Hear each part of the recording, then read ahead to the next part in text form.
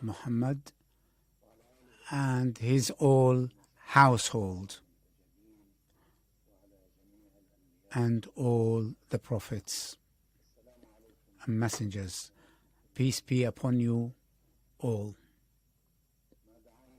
What caused me to speak today or address to the latest developments that has happened in the past 2 days, on Tuesday and Wednesday. I was saving for the Al-Aqsa anniversary, so I will give a whole assessment and a deep one about the events of the whole year,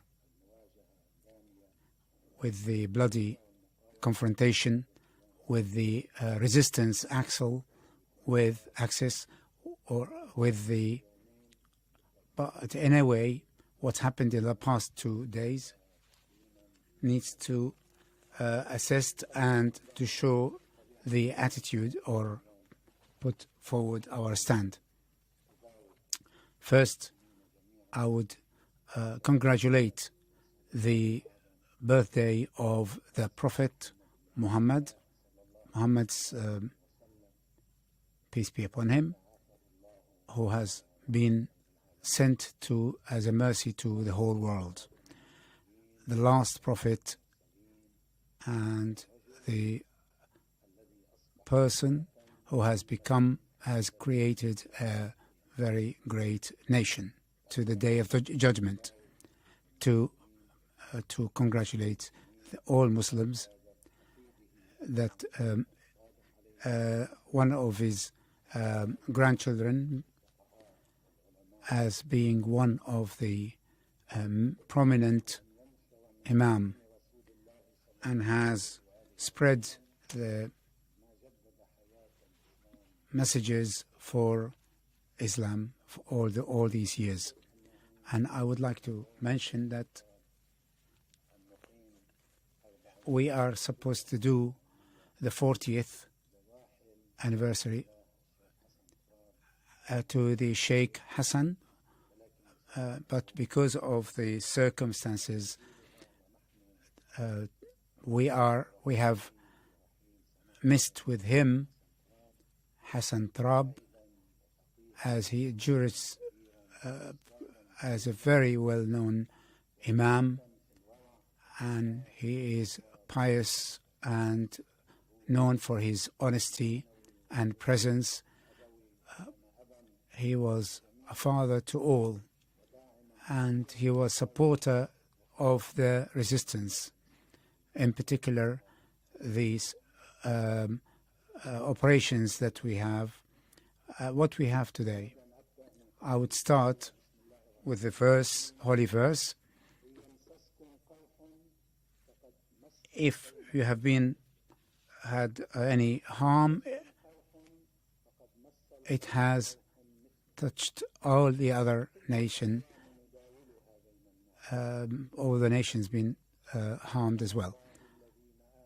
Let God know we'll have some martyrs from you and will not love any tyrant. And another verse, if you know, they know also what you know. And you ask Allah for what they don't ask for. With regards to the development, the first part, the moral and the humanitarian, which we have seen for the past 2 days. The second part will be what's happened, how to deal with it. And the third part, the general stand, what we have to take in the light of these developments. In the first part, I would tell those who have lost their loved ones in these explosions, the martyrs as well in the front, for losing their loved ones, and highest blessings for them. So they have got this high badge, if you like, of martyrdom. For those injured, I pray for them to heal their wounds and to have patience. And I will go back to the injured and to the family of the martyrs in my address. I'd like to thank the Lebanese government and to the health ministry and the hospitals and the centers and the civil defense in all different names, and the ambulances and the medics, nurses, which they have done really a great job day and night. We have a problem in Lebanon that the injuries to the eyes were very high, and the hospitals are not prepared for that. There is a pressure on that. That's why there will be a delay, and that is because of pressure. It's not a shortage as such. What we have witnessed in the past 2 days is they have been responding positively, and they have done excellent job. I would like to thank them all.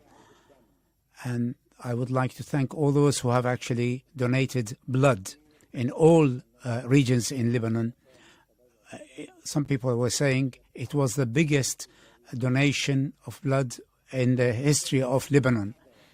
And also for those who have initiated to transport an injured. As you've seen, they are in the streets and so on.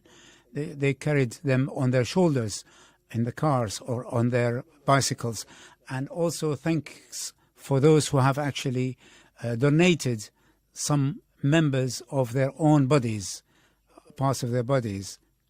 And thanks all the doctors who have opened their clinics for free day and night.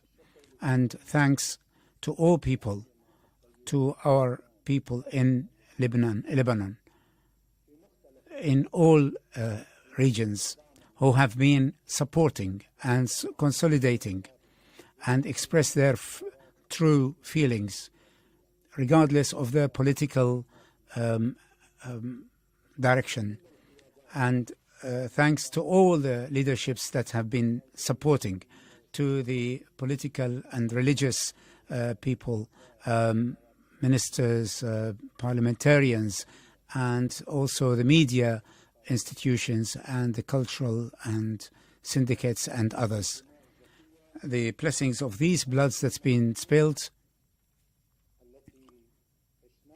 and this, what we have lived in the past few days, we've seen some of these blessings. We've seen or witnessed in Lebanon that there is a humanitarian phase at the national and human levels, which we haven't witnessed for a long, long time. And that is one of the blessings of God.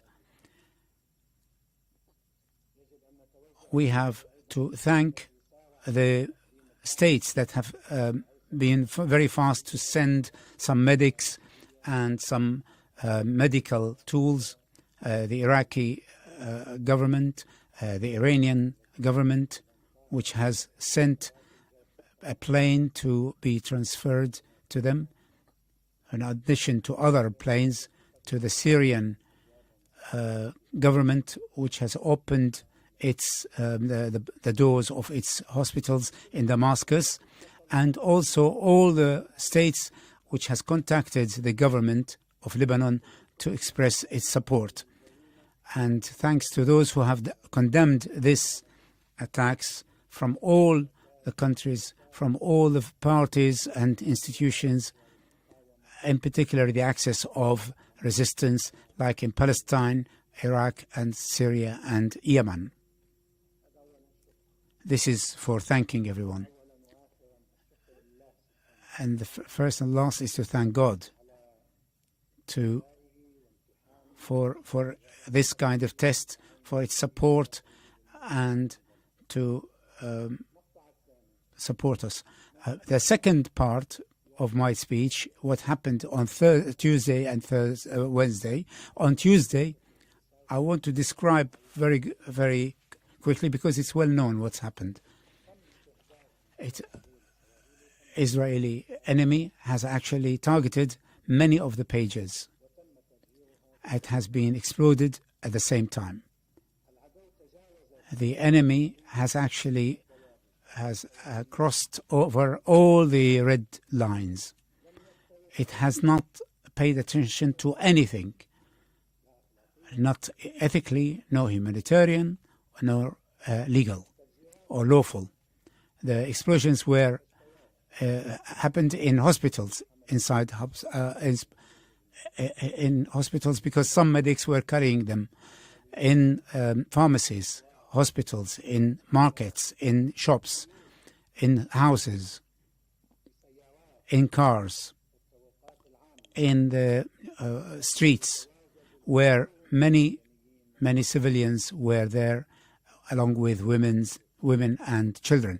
If we are targeting men of Hezbollah, it was targeting all this environment which they are in, and has used a tool which is civilian within a large number of people in the society, some commercial companies and transportation companies and so on, and then repeated that on Wednesday on some of the radio wireless, also not paying attention to where they were.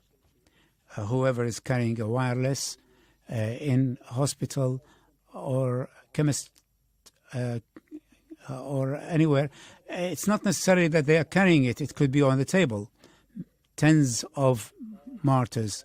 Among them, there were women and children, and thousands were injured, different kinds of wounds.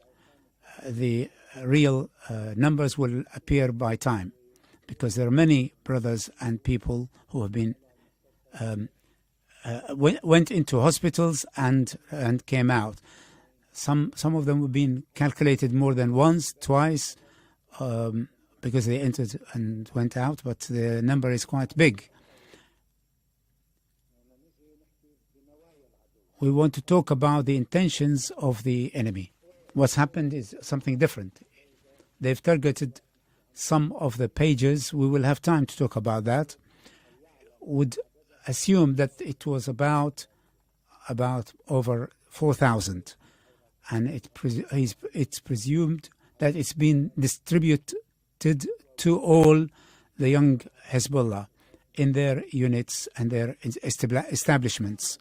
When it exploded these pages, it was intentionally to kill 4,000 people in one moment, in 1 minute. This is apart from the Wednesday, the radio one. Away from those who would be killed in their own surrounding, in the hospital, in the car, in the street, in the market. This is the intention of the enemy, and this is the level or scale of criminality. And the second day is to kill thousands who are carrying the radios and using them. If we don't say thousands, it could be 1,000. There will be 100 of injured and tens of killed. If we are reducing that number on 2 days, in 1 minute on Tuesday, in 1 minute on Wednesday, the Israeli enemy, wanted to kill 5,000 people in 2 minutes, not paying attention to any kind of any restriction or any guidance. Also will take into consideration, even if they were injured, that it will cause a kind of perplexity, so that it will not be being contained, and then these injured will be killed. What can we call this kind of criminal action or act? Is a big operation? Is it a genocide? It is a massacre. We will use the carnage of Tuesday and Wednesday. These two carnages will be added to the other massacres. Since it was established, this enemy, since it was established to add to the other carnages, genocide, big aggression on Lebanon and its resistance and its security, crimes of war or declaring war. You can call it whatever you like, and it is worth. You can call it what you want. That was the intention of the enemy, but God, with His mercy, with His kindness, has made it less, has stopped a lot of that trouble. Why? Because on the one side, many of the injured, they were very little. They could have been killed as martyrs. Some of the pagers were out of service, or some are away from our brothers, and some of them have not been distributed even. This was the intention of the enemy, but God's, with His mercy and kindness, it did not happen, as there were some human efforts and their help. There weren't any injured who were left in the streets. There are many ambulances and civil defense and the Red Crescent and people who rushed, and collaboration, all of them, and the army and the security forces and the hospitals and the medics, has actually lost the aim of this operation for the enemy. If we said one of the aims of what happened on Tuesday and Wednesday is to kill 5,000 individuals, but with God's mercy and with the efforts by humans and the big and honest and the big attendance of many people, of our people from different sects, a large number of this target has not been achieved. But then how did it happen, and what happened? We have formed investigation committees, various ones, technical and security ones, and we study all the theories and possibilities. With regards to the explosions, we have reached to a result, but we are still need time to check this result. But the whole of this file, this is to investigate very closely from the company who has sold the manufacturing, from the transportation to reach to Lebanon, to the procedures in Lebanon, to the distribution from the producer to the consumer. That is, we will get this investigation in a very short time, and we will get a very good result. We can then base our decision on. What I will do, I'll go into the technical, because in the technical there is quite a lot of theories and possibilities. I will wait until we see the evaluation or the assessment of that. But we are very realistic people. No doubt we have been hit by a big hit, security, insecurity, and humanity. It is unprecedented in Lebanon, for at least unprecedented in Lebanon in this kind of aggression. And this is maybe unprecedented in this struggle with the Israeli or the conflict at the level of the region. Or maybe it's the unprecedented at the level or at the scale of the whole world. To use pages that's being carried or radios that's being carried to be exploded in the area where they are. We have received a very hard hit.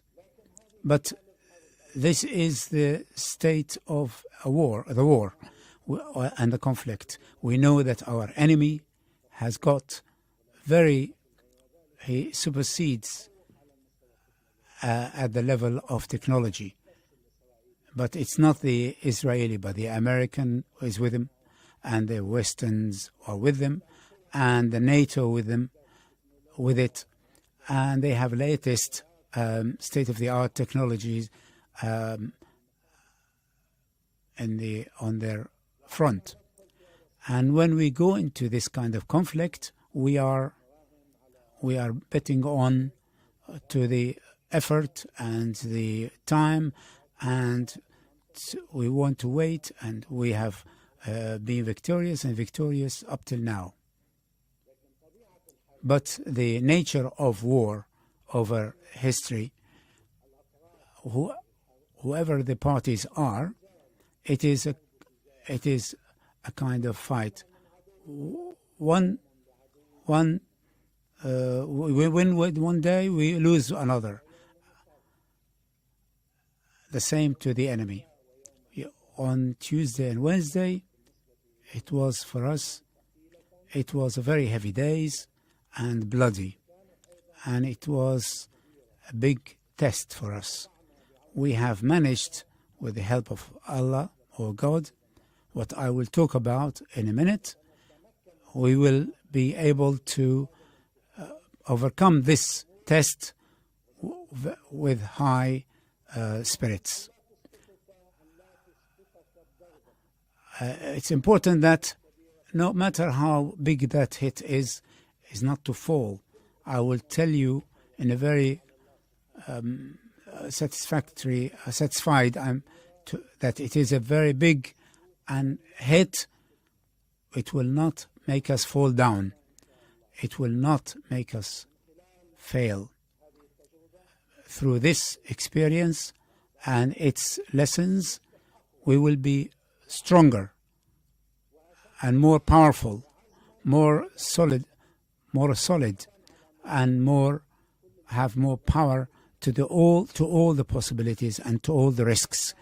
Why did the enemy did this crime and crime or carnage? I've written so that we can.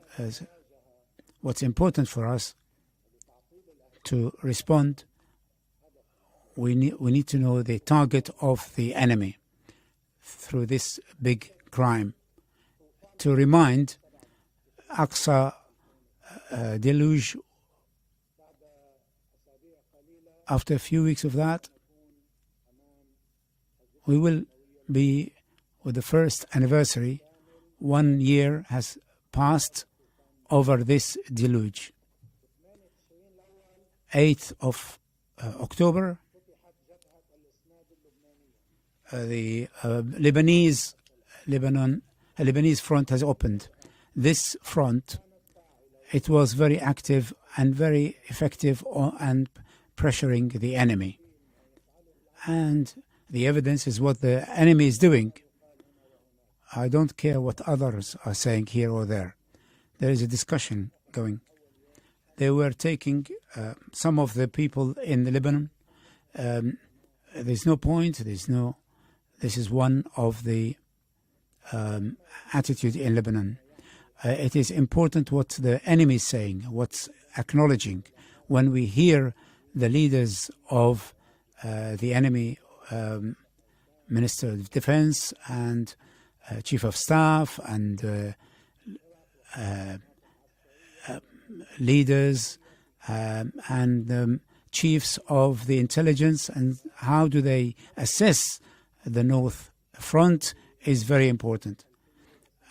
There are others who don't have any data or information. They don't know what's going on the front and doesn't know what's happening in the enemy. For example, one of the deputy of the previous chief of staff, what's happening in the North Front, the first defeat, historic defeat in the North for Israel. Others, they're saying no doubt that Hezbollah is achieving some strategic achievements. They are talking about historic defeat. They are talking about that they have lost the North. They are talking about the security band within the northern part. They are talking about the displacement. They're talking about the losses in economics and in farming and tourism. They are talking about the battle that's going on of what's happening to the army in the north. From the 8th of October, despite what's happening in Gaza, they did not withdraw from there. They did not withdraw from the north, any of the forces in the north. They have a real front in the north. He's got a problem with the forces.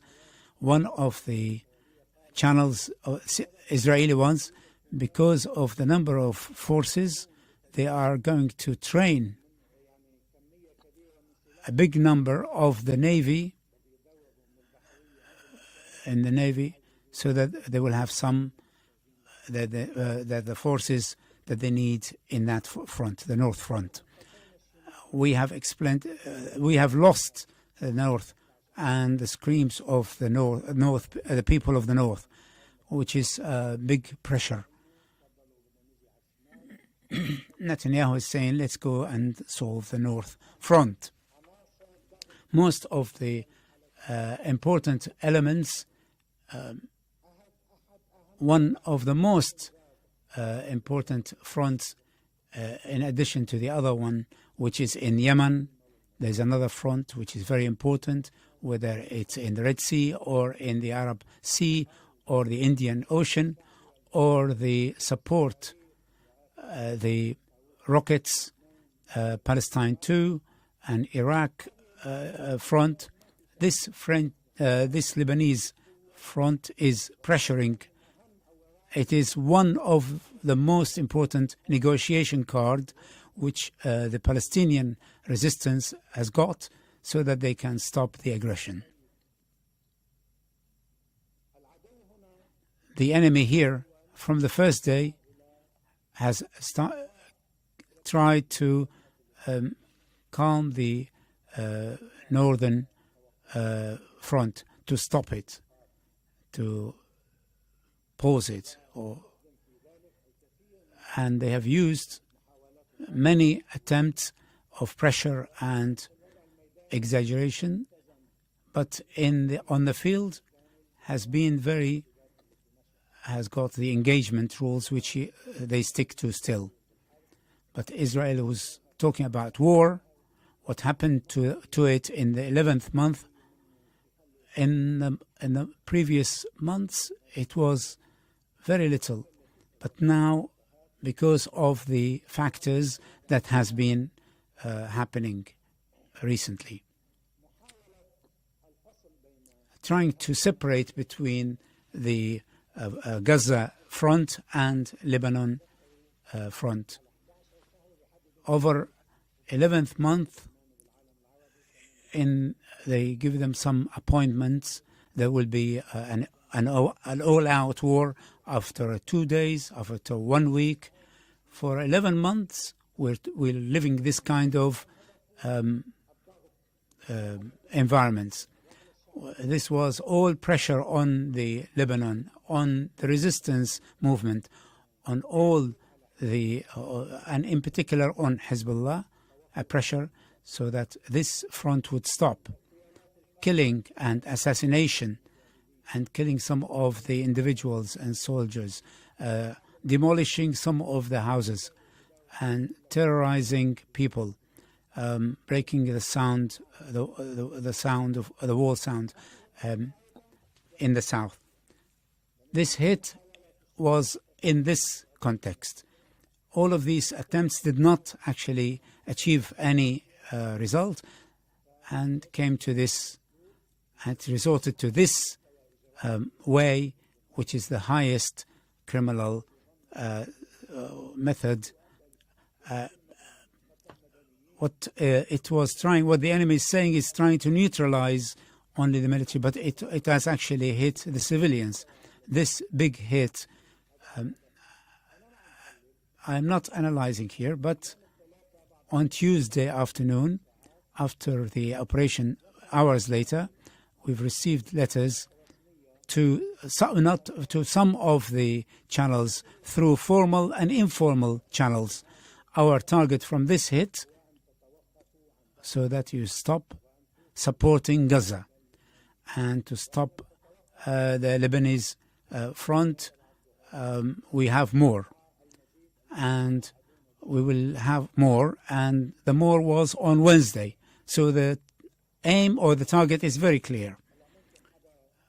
Maybe somebody go for further than that, but that this hit, that was preliminary, it will be preemptive, and there will be a big operation afterwards and so on. But at the least, what is well known to us, and it's been informed, some of them formal channels, that there is an Israeli admitting a responsibility for this. They are making the resistance surrender or stop. And of course, some of the states, they are trying to do that, and they are talking about 1701 and the Security the UN and so on. We leave all Gaza and those in West Bank, we leave them to their own destiny. What we have done in terms of providing martyrs and efforts and confrontations that are very bloody over a year, it would have gone for nothing. So the aim of this hit and the context of it is, and the target of it was to separate the two fronts and to stop the Lebanese front. The answer, in the name of the martyrs, the name of the families of the martyrs, and the names of the injured, and those who have lost their eyes and hands, and in the name of all those who have been supportive and patient, and they took responsibility to have that kind of duty to support Gaza, which has been exposed to the genocide and starvation and thirst and siege. We say to Gallant and Netanyahu and Gallant, we say to the government of the enemy and to the people of the enemy, Lebanon front will not stop before the aggression on Gaza stops. 11 months we've been saying this, and this is being repeated. But this comes after these two hits, after all these martyrs, all these injured, and all these pains. I say very clearly, whatever that the consequences, whatever they were, the probabilities, whatever the horizon is going to be, the resistance in Lebanon will not stop supporting the people of Gaza and the West Bank as well. This is the first response to deactivate all these targets. They have used their brutality, but did they have achieved their targets? They did not.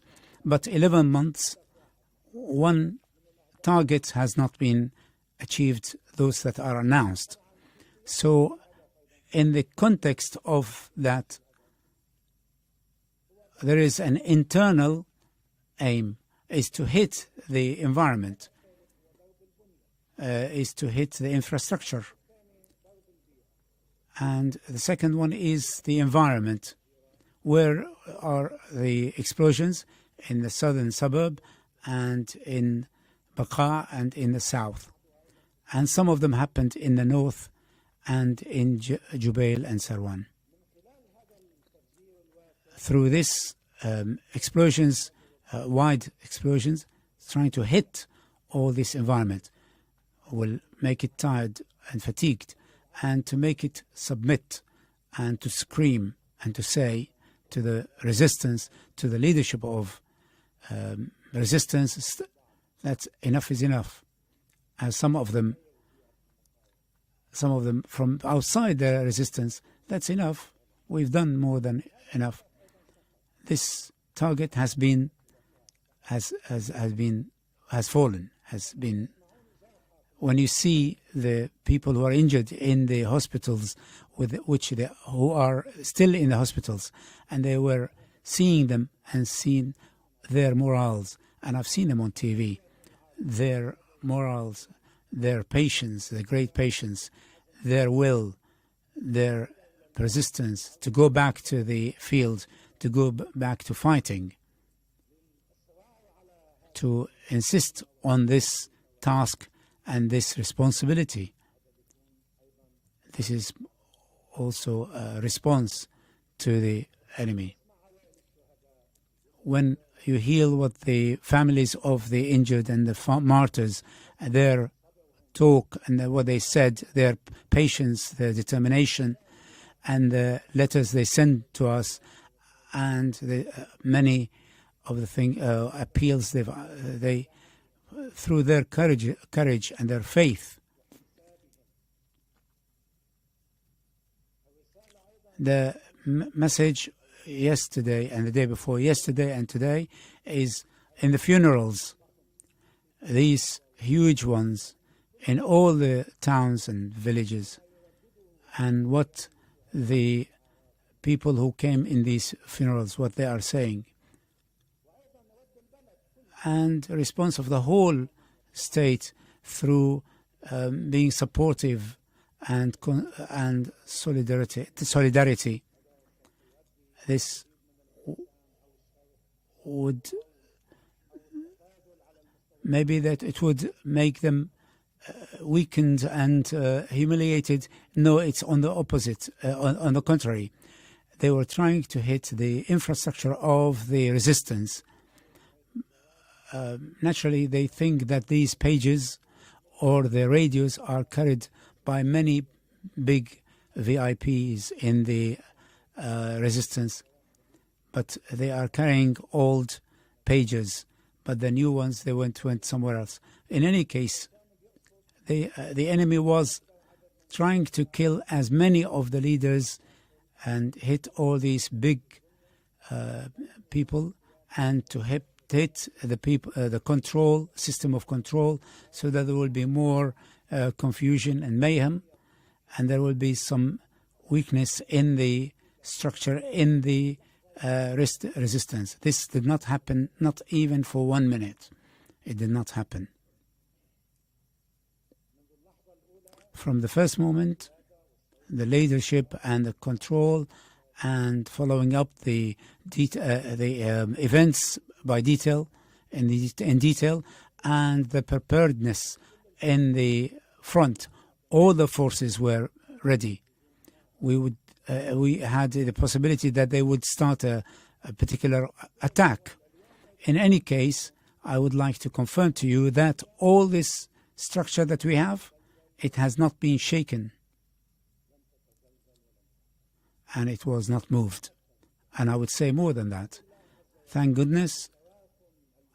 And the accumulation of all these efforts and the blessings of all these martyrs and the injured and the leaders and all the Al-Qaedas, all of the level, at all levels, from the 1980 up till now, this structure is because of has got the power and the strength and the numbers and the cohesion that will not be shaken by this kind of great crime.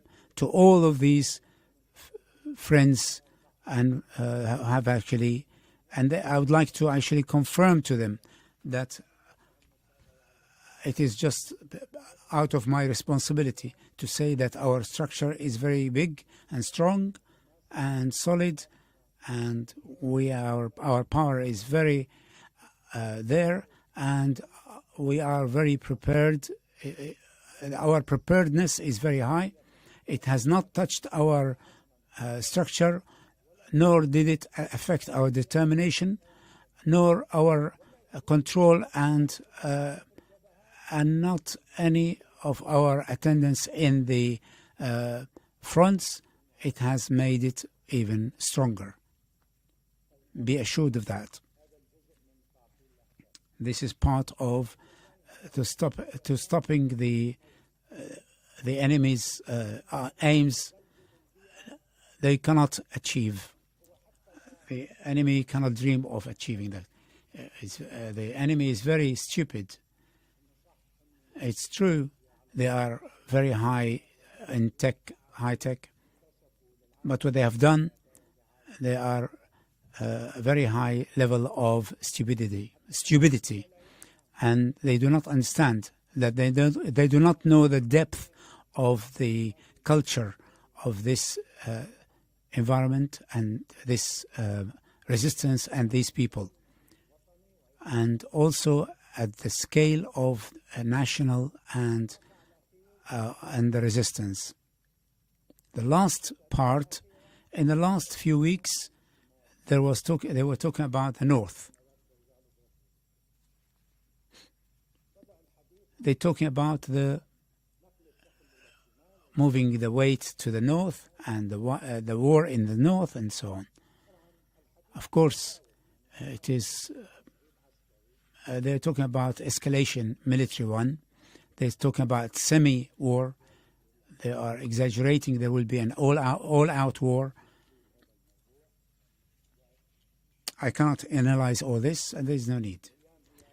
The days will uncover these facts. What they are talking about in the north, they've put a target. It's very important to know what the target and to make that target missed and to make the enemy fail to achieve that target. This is what the battle of resistance in all history, the history of resistance in all nations. They have the target. That's why they told Netanyahu and Gallant about the north front is to return the population to the north in secured way, safe way. And they added it to the target. So there were 3 targets that's been announced about Gaza. There is a 4th one, is to return the population. In our expression, it is to return the settlers to the occupied Palestine in the north. That's what we are saying. This is a target. Well, can you achieve that target? You, Netanyahu. He was really overexcited. You and Gallant and your army and your government and your entity. This is the challenge. We accepted this challenge from the 8th of October. And today we accept this kind of challenge. And I would say to Netanyahu, to Gallant, and to the enemy, and you will not be able to return the population of the north to the north. You will not be able to send back the settlers who are usurpers to their settlements in the north. Do what you want. You will not be able to. This is a challenge, big, between us and you. The only way, this is now about 1 month, 1 year, we repeat, the only way is to stop the aggression on Gaza Strip and Gaza people and the Western Bank. This is the only way. Otherwise, there's none. No military escalation, no assassination, no all-out war will be able to make the population come back to the north. Never. On the contrary, what you are going to do, it will make more population displace them.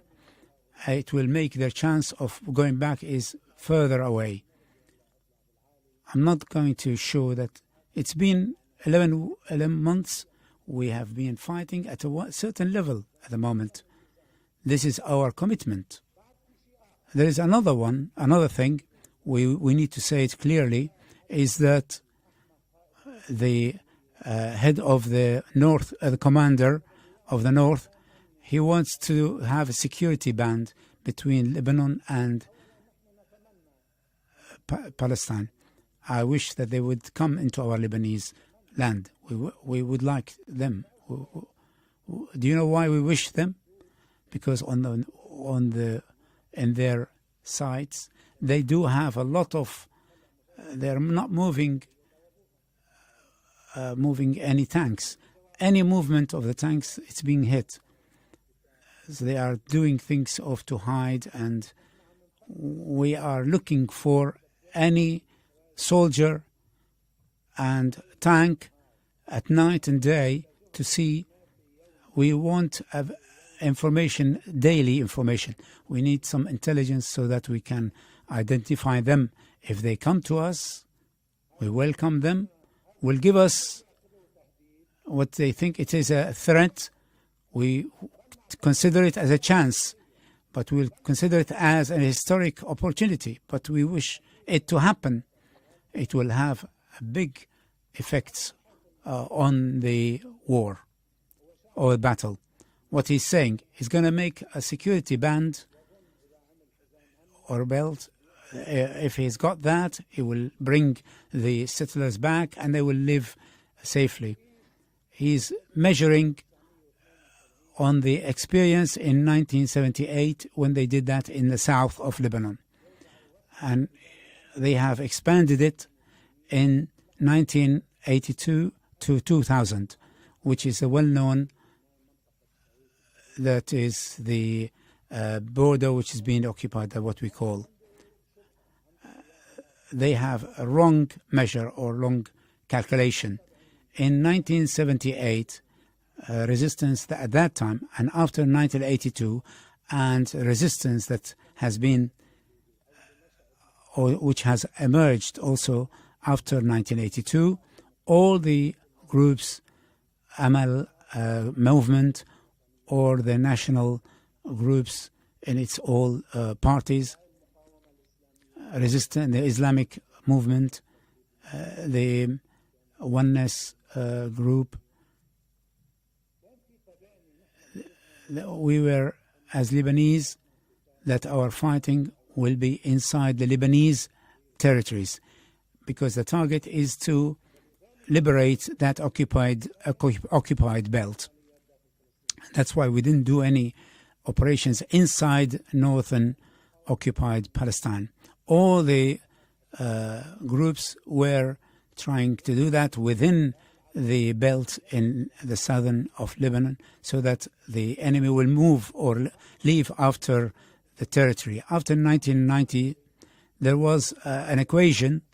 There were some targeting settlements when some of the civilians in the south are targeted. That's what's happened in 1992 and in the 1996 MOU or understanding. Now the situation is different. If you went in and did a security belt, if you are to come, that this resistant will be busy with you within the belt only, or will be engaged with you in that area. If you went into that security belt, you will be targeting the military sites and barracks and the settlements in response to targeting the civilians. It will expand. This belt, it will turn into a mud, into an ambush, to a hell to your army if you have wanted to come to our territory. And you will find in front of you hundreds of those who have been injured on Tuesday and Wednesday, because these more determined to carry on, to resist you and to fight you. And so there is, your measure is not accurate. In any case, the last word, that the aggression is a very big attack, and it is unprecedented, as I said, unprecedented, and it will be a just response where they guess or don't guess. But because of this battle, the new battle has been in hidden faces, let me say, to change the style or method. I will not talk about time and form or a place or a time. I would leave the matter and the news, what you see and what you hear. This calculation or this, its size, where, when, this will keep to ourselves, even closest circle in ourselves. But because some of these, it is more critical battle and more deeper and importance. At the end of this address, I wish to have mercy on the martyrs, and also I will wish that they have patience, the families of these martyrs, and they will accept their sacrifice. And I wish for all those injured to be healed speedily, so that they go back to their families and to their fighting fields. And I wish and I ask God to make our hearts in the Lebanese people who are steadfast and determined, and to keep this positivity or positiveness of responses, and not to have those absurd or silly people to demolish or affect this site, the Lebanese site of support and solidarity.